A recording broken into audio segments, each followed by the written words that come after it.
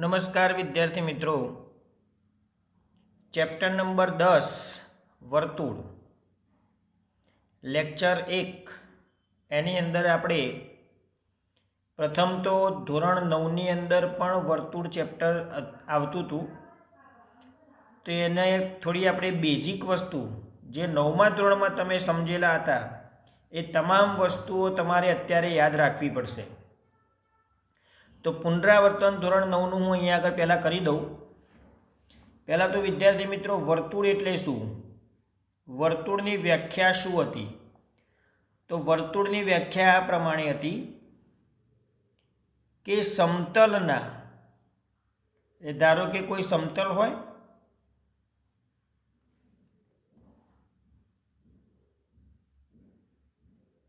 સમતલના નિશ્ચિત બિંદુથી અચળ અંતરે આવેલા બિંદુઓના ગણને વર્તુળ કહે છે.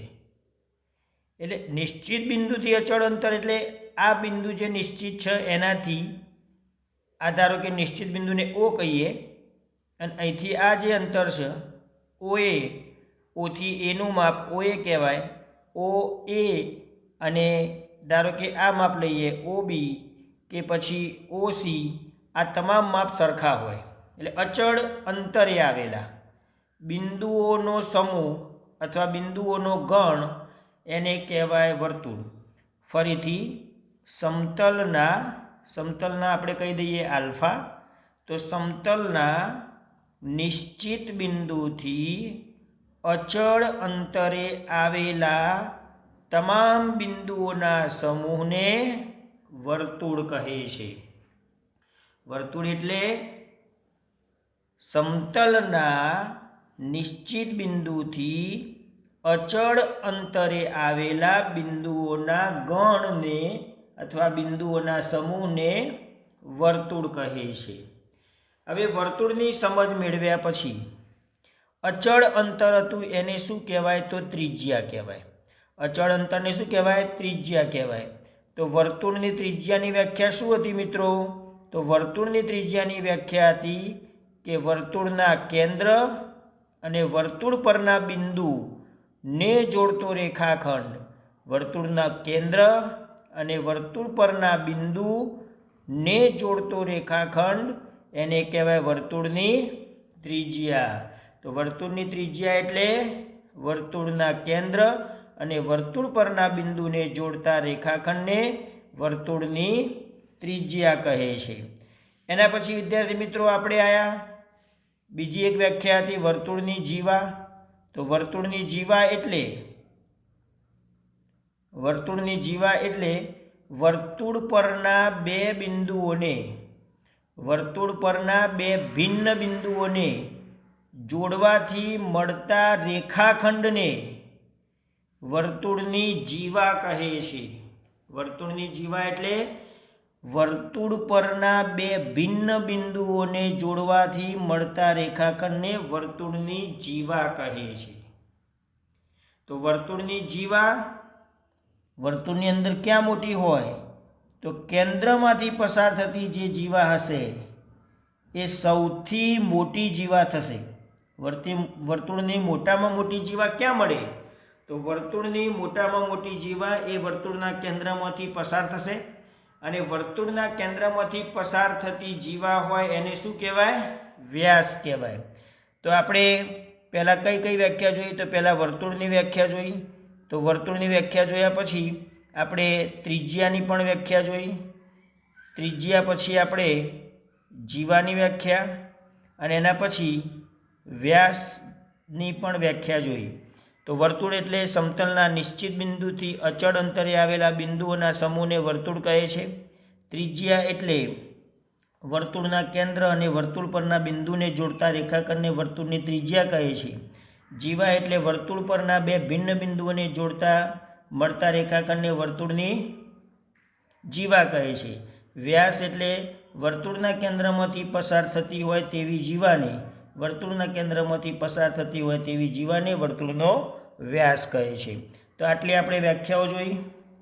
હવે આપણે આગળ વધીએ, બીજી એક વ્યાખ્યા જોઈશું સમકેન્દ્રી વર્તુળો. સમકેન્દ્રી શબ્દ ઉપરથી જ ખબર પડી જાય. સમકેન્દ્રી વર્તુળો કે જેમના કેન્દ્ર સમાન હોય પરંતુ ત્રિજ્યા ભિન્ન હોય. દાખલા તરીકે આપણે વર્તુળ લઈએ. આ નાનું વર્તુળ છે, આ બીજું વર્તુળ છે. કેન્દ્ર તો એનું એ જ રાખવાનું. ત્રીજું પણ વર્તુળ લઈ શકાય. તો એક જ સમતલમાં પણ આવેલા હોવા જરૂરી છે. તો એક જ સમતલની અંદર આવેલા સમાન કેન્દ્ર પરંતુ ભિન્ન ત્રિજ્યાવાળા વર્તુળોને શું કહેવામાં આવે છે? સમકેન્દ્રી વર્તુળો. તો સમકેન્દ્રી વર્તુળોની અંદર કેન્દ્ર એક જ છે, પરંતુ બધા વર્તુળો જે છે એમની ત્રિજ્યા છે કેવી થાય છે? તો અલગ અલગ થાય છે. તો એક જ કેન્દ્ર હોય, ત્રિજ્યા ભિન્ન હોય તેવા વર્તુળોને સમકેન્દ્રી વર્તુળો કહે છે. પછી એકરૂપ વર્તુળ. એકરૂપ વર્તુળોની પણ આપણી વ્યાખ્યા છે આપી શકાય. તો એકરૂપ વર્તુળો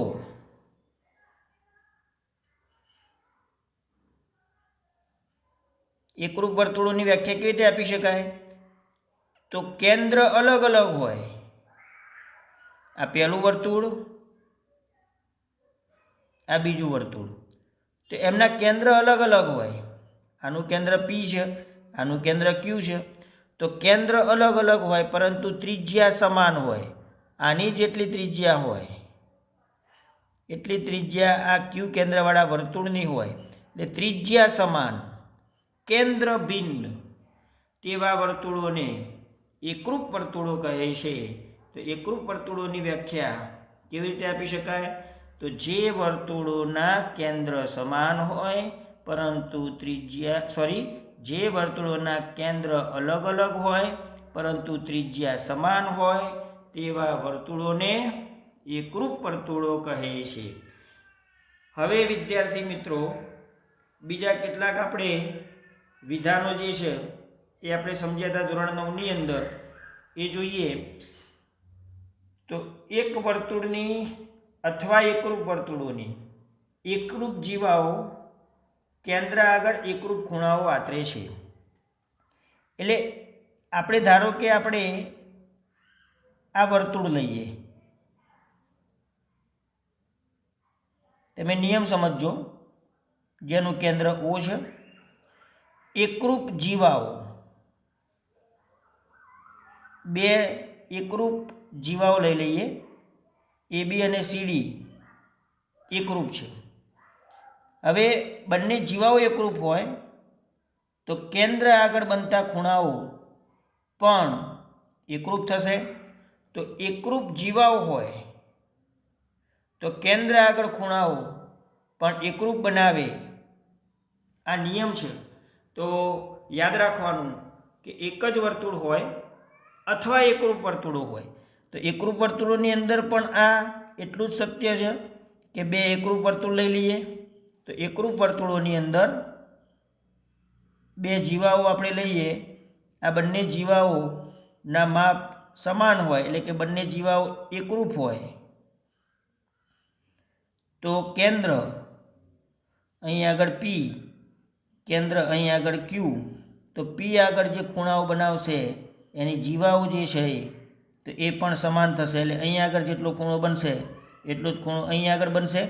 એટલે એકરૂપ વર્તુળોની અંદર જો જીવાઓ એકરૂપ હોય તો કેન્દ્ર આગળના ખૂણાઓ સમાન થાય.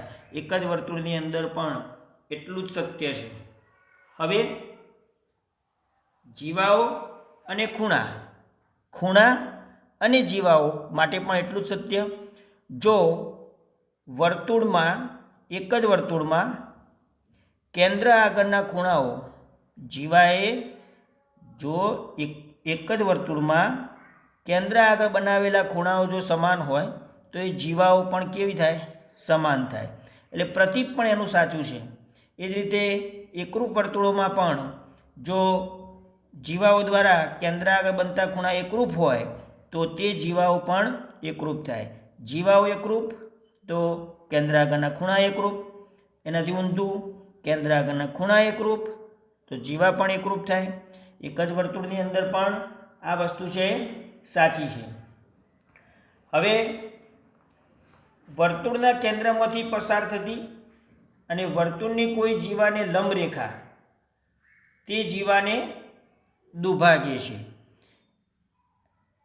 વર્તુળના કેન્દ્રમાંથી પસાર થતી રેખા વ્યાસ સિવાયની જીવાને દુભાગે તો તે જીવાને લંબ હોય છે. એટલે એનો અર્થ એવો, આપણે આનો પ્રમેય પણ જોયો હતો 9મા ધોરણમાં. તો વર્તુળ હોય, જ્યારે આપણે વર્તુળનું કેન્દ્ર O લઈએ અને એની કોઈ જીવા ધારો કે AB હોય, તો જીવા AB વર્તુળના કેન્દ્રમાંથી જ્યારે જીવા ઉપર લંબ દોરીએ, લંબપાત બિંદુ M હોય, તો વર્તુળના કેન્દ્રમાંથી જીવા ઉપર જ્યારે લંબ દોરવામાં આવે તો આ જે લંબ છે એ જીવાને શું કરશે? દુભાગશે. એટલે કે AM is equal two MB થાય. તો વર્તુળના કેન્દ્રમાંથી પસાર થતો રેખાખંડ જો જીવાને લંબ હોય તો લંબપાત બિંદુ એ ABની વચ્ચે, એટલે કે એનું મધ્ય બિંદુ થશે. તો જીવા ઉપર દોરેલો લંબ જીવાને દુભાગે. જીવાના મધ્ય બિંદુમાંથી પસાર થતી રેખા એ શું હોય? તો જીવાને લંબ હોય. તો આ રીતે આ નિયમ પણ આપણે જોયો તો, એના દાખલાઓ પણ આવતા હતા 9મા ધોરણની અંદર, એ પણ તમે સમજ્યા હતા. તો આ બધી બેઝિક વસ્તુ છે જે તમારે યાદ રાખવી પડશે. એના પછી ચાપ ઉપર આધારિત કેટલા પ્રશ્નો હતા કે આપણે કોઈ વર્તુળ લઈએ. હવે આ વર્તુળની અંદર ધારો કે AB આ ચાપ છે જેના લઘુ ચાપ કહેવાય, અને બીજો એક ચાપ લઈ લઈએ CD. તો બંને ચાપ એકરૂપ, તો કેન્દ્ર આગળના ખૂણાઓ પણ એકરૂપ. ચાપ એકરૂપ તો કેન્દ્ર આગળના ખૂણાઓ પણ એકરૂપ થાય. એનાથી ઊંધું પણ સાચું છે. કેન્દ્ર આગળના ખૂણાઓ એકરૂપ હોય તો બંને ચાપ પણ શું થાય? એકરૂપ થાય. કેન્દ્ર આગળના ખૂણાઓ જો એકરૂપ હોય તો ચાપ પણ એકરૂપ થાય. આ વિધાન પણ એટલું જ સાચું છે. ચલો હવે વિદ્યાર્થી મિત્રો, બહુ સરળ પ્રશ્ન કે એક જ બિંદુ હોય તો એક બિંદુમાંથી કેટલા વર્તુળ પસાર થાય? એક બિંદુમાંથી કેટલા વર્તુળ પસાર થાય? તો ધારો કે આપણે આ P બિંદુ છે, તો P બિંદુમાંથી આ એક વર્તુળ પસાર થયું, આ બીજું, ત્રીજું, હજુ આ બાજુ પણ લઈ શકાય, પહેલું, બીજું, ત્રીજું, ચોથું.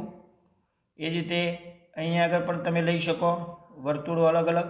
તો એક જ બિંદુ હોય તો અસંખ્ય વર્તુળો એમાંથી પસાર થાય. બે બિંદુ હોય તો એમાંથી કેટલા વર્તુળો પસાર થશે? તો બે બિંદુ હોય એમાંથી પણ અસંખ્ય વર્તુળો પસાર થઈ શકે. બે બિંદુ હોય એમાંથી પણ અસંખ્ય વર્તુળો છે એ પસાર થઈ શકે. આ રીતે તમે દોરી શકો. એટલે બે બિંદુ હોય તો એમાંથી પણ અસંખ્ય વર્તુળો પસાર થાય. એક બિંદુ હોય એમાંથી પણ અસંખ્ય વર્તુળો પસાર થાય. પરંતુ ત્રણ ભિન્ન અસમરેખ બિંદુઓ હોય, એટલે કે ત્રણ ભિન્ન બિંદુઓ અસમરેખ, એટલે કે અહીંયા હોય, એક અહીંયા હોય અને એક અહીંયા હોય, તો આ A બિંદુ, આ B બિંદુ, આ C બિંદુ, તો આ ત્રણ બિંદુઓ જે છે એ અસમરેખ છે. અસમરેખ એટલે કે એક જ રેખા ઉપર ના હોય. તો ત્રણ ભિન્ન અસમરેખ બિંદુઓમાંથી અનન્ય વર્તુળ પસાર થાય. અનન્ય એટલે એક અને માત્ર એક જ વર્તુળ પસાર થાય. ત્રણ અસમરેખ બિંદુઓમાંથી એક જ વર્તુળ પસાર થાય. તો આ એક નિયમ હતો જે આપણે 9મા ધોરણમાં ભણેલા હતા. બીજું, આપણે એક વર્તુળ દોરીએ.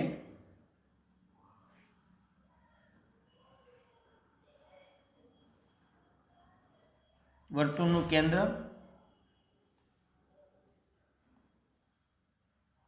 કેન્દ્ર આગળ આંતરેલો ખૂણો લઈ લઈએ. અહીં આગળ P બિંદુ લઈએ. તો વર્તુળની લઘુ ચાપે કેન્દ્ર O આગળ આંતરેલો ખૂણો વર્તુળની તે ચાપે વર્તુળના બાકીના ભાગ પર આતરેલા ખૂણા કરતાં કેવો થાય? બમણો થાય. એટલે જો આ x હોય તો આ 2x થાય.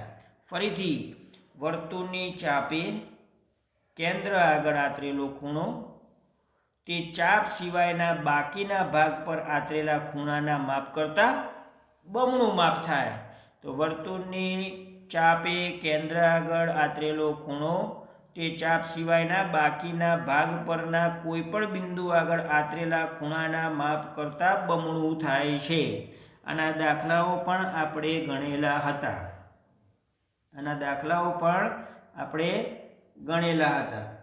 એના પછી એક જ વૃત્તખંડના ખૂણાઓ સમાન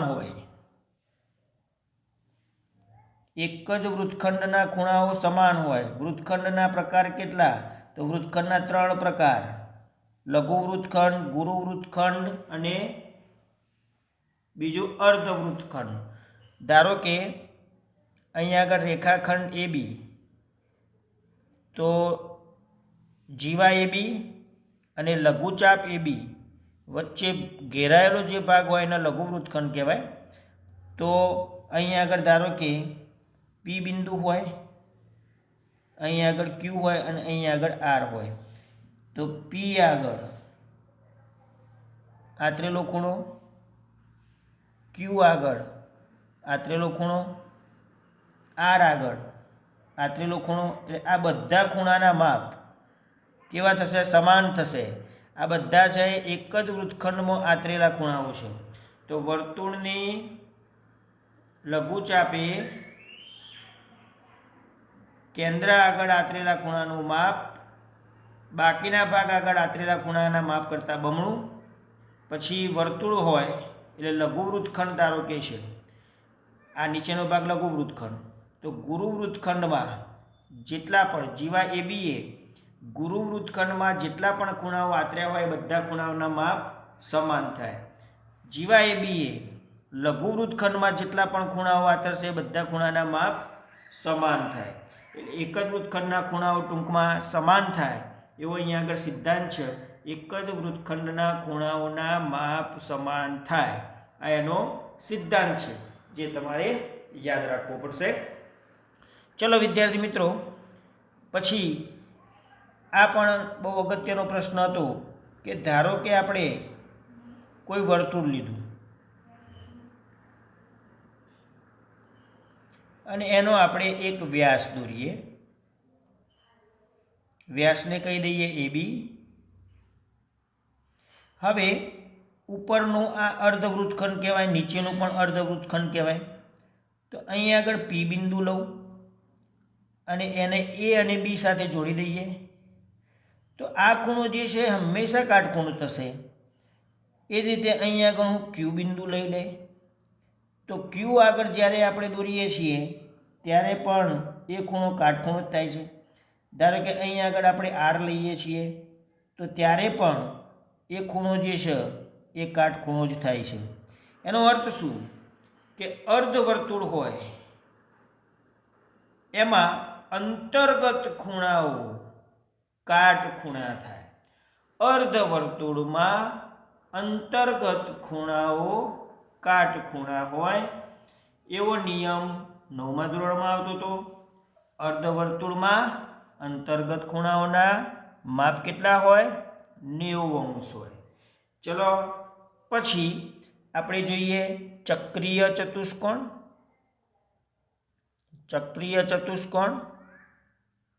એ પહેલાં જોઈએ ચક્રીય બિંદુઓ. એટલે એક જ વર્તુળ ઉપર આવેલા જે બિંદુઓ હોય એમને ચક્રીય બિંદુઓ કહેવાય. ચક્રીય ચતુષ્કોણ એટલે જે ચતુષ્કોણના ચારે શિરોબિંદુઓ એક જ વર્તુળ ઉપર આવેલા હોય. એટલે 4 શિરોબિંદુઓ લઈએ, A, બીજું B, ત્રીજું C અને D. તો આ ચારે 4 શિરોબિંદુઓ જે છે એ ક્યાં આવેલા છે? એક જ વર્તુળ ઉપર. તો જે ચતુષ્કોણના ચારે શિરોબિંદુઓ એક જ વર્તુળ ઉપર આવેલા હોય તેવા ચતુષ્કોણને ચક્રીય ચતુષ્કોણ કહે છે. ચક્રીય ચતુષ્કોણના સામસામેના ખૂણાઓ પૂરક હોય છે, એટલે કે સામસામેના ખૂણાઓના માપનો સરવાળો 180 થાય, એટલે ખૂણો એ અને ખૂણો સી સામસામેના ખૂણાઓ કહેવાય, સરવાળો 180 થાય. ખૂણો બી અને ખૂણો ડી સામસામેના ખૂણાઓ કહેવાય, સરવાળો 180 થાય. તો ચક્રીય ચતુષ્કોણની આપણે વાત કરેલી હતી ધોરણ 9ની અંદર.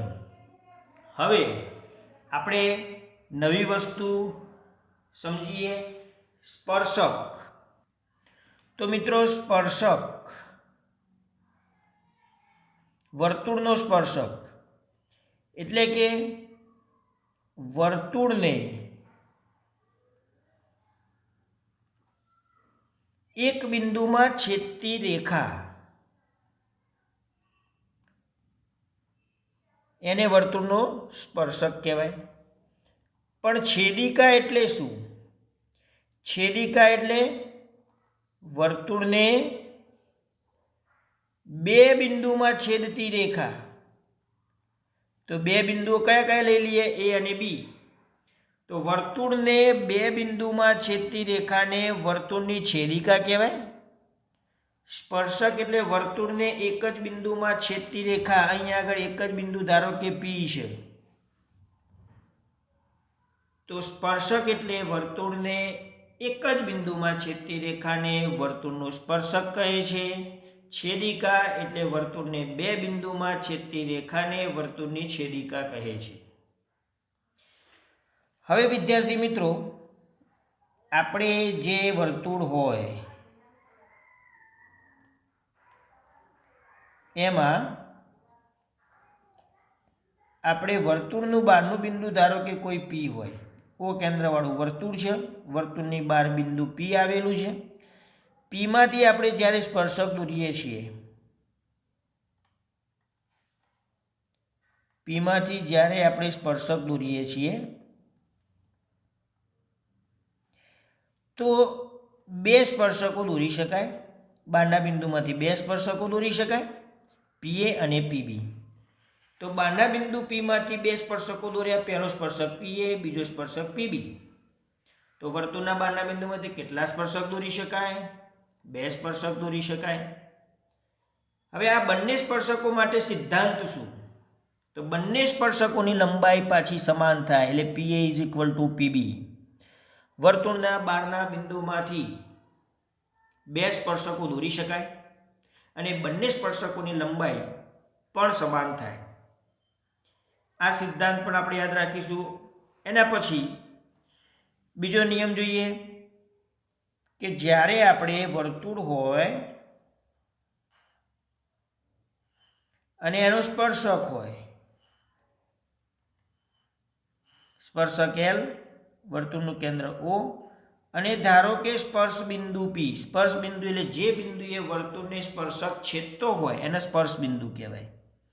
તો સ્પર્શ બિંદુ પી, વર્તુળનું કેન્દ્ર ઓ, સ્પર્શક એલ, વર્તુળના કેન્દ્રમાંથી સ્પર્શ બિંદુને દોરેલો રેખાખંડ સ્પર્શકને લંબ થાય, એટલે અહીંયા આગળ 90° ખૂણો બને.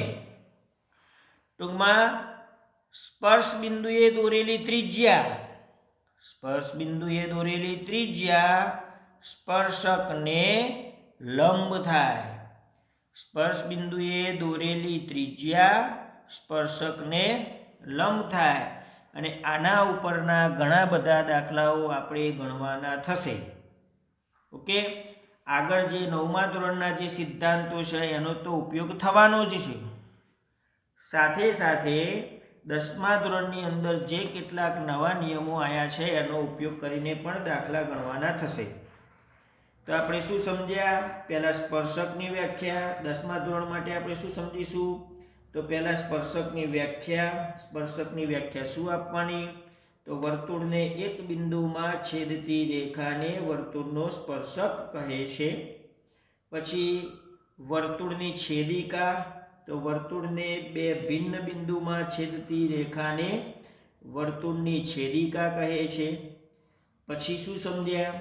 તો વર્તુળના બહારના બિંદુમાંથી બે સ્પર્શકો દોરી શકાય. વર્તુળના બહારના બિંદુમાંથી બે સ્પર્શકો દોરી શકાય અને બંને સ્પર્શકોની લંબાઈ કેવી થાય? સમાન થાય. એના પછી આપણે શું સમજ્યા? તો વર્તુળના સ્પર્શ બિંદુએ દોરેલી ત્રિજ્યા સ્પર્શકને લંબ થાય. તો આટલી વસ્તુ આપણે સમજ્યા. પછી એક નિયમ જોઈએ કે ત્રિકોણ હોય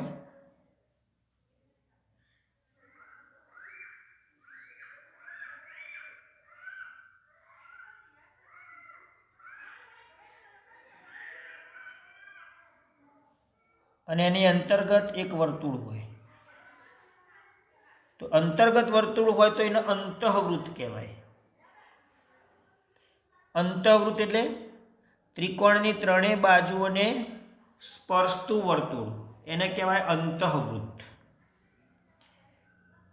પછી બહિર્વૃત્ત એટલે જેને પરિવૃત્ત કહેવાય. વર્તુળના ત્રણ શિરોબિંદુમાંથી પસાર થતું વર્તુળ, તો આ જે આકૃતિ દોરીએ મેં પરિવૃત્ત કહેવાય. આ જે આકૃતિ દોરીએ મેં અંતઃવૃત્ત કહેવાય. તો વર્તુળ અંદર હોય અંતઃવૃત્ત, વર્તુળ બહાર હોય ત્રણેય શિરોબિંદુઓમાંથી પસાર થતું હોય તો પરિવૃત્ત. આમાં વિદ્યાર્થી મિત્રો તમને ભૂલ કરતા હોય છો, પરિવૃત્ત કોને કહેવાય? તો ત્રણેય શિરોબિંદુઓમાંથી પસાર થતું વર્તુળ, ત્રણેય શિરોબિંદુઓમાંથી પસાર થતું વર્તુળ. આ એટલા માટે સમજાયું કે કાટકોણ ત્રિકોણ માટે એક એવો નિયમ છે. કોના માટે મેં કીધું? કાટકોણ ત્રિકોણ માટે. ધારો કે આ કાટકોણ ત્રિકોણ એબીસી અને ત્રણેય બાજુઓને સ્પર્શતું ધારો કે કોઈ વર્તુળ દોરવામાં આવે. કાટકોણ ત્રિકોણ એબીસી, ત્રણેય બાજુઓને સ્પર્શતું આ વર્તુળ છે. હવે આપણે ધારો કે આ ત્રણેય બાજુઓના માપ જાણતા હોય,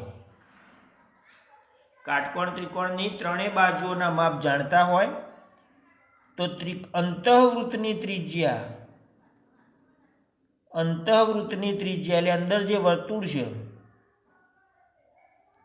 R is equal to AB plus BC minus AC by 2. એટલે કે કાટખૂણો બનાવતી બે બાજુઓનો સરવાળો માઇનસ કર્ણ ભાગ્યા 2 એટલે અંતઃવૃત્તની ત્રિજ્યા થાય. પણ કયો ત્રિકોણ હોવો જોઈએ? તો કાટકોણ ત્રિકોણ હોવો જોઈએ. તો કાટકોણ ત્રિકોણમાં અંતઃવૃત્તની ત્રિજ્યા R ઇઝ ઇક્વલ ટુ કાટખૂણો બનાવતી બે બાજુઓનો સરવાળો માઇનસ કર્ણ અપોન 2. તો કાટખૂણો બનાવતી બે બાજુઓના સરવાળામાંથી કર્ણ બાદ કરો અને ભાગાકારમાં 2 એટલે એ અંતઃવૃત્તની ત્રિજ્યા થાય. એના પછી ધારો કે આપણે એક વર્તુળ એ ચતુષ્કોણના ચારે બાજુઓને સ્પર્શતું હોય. એટલે ધારો કે આ ABCD ચતુષ્કોણ અને આ વર્તુળ છે એ ચતુષ્કોણની ચારે બાજુઓને સ્પર્શે છે.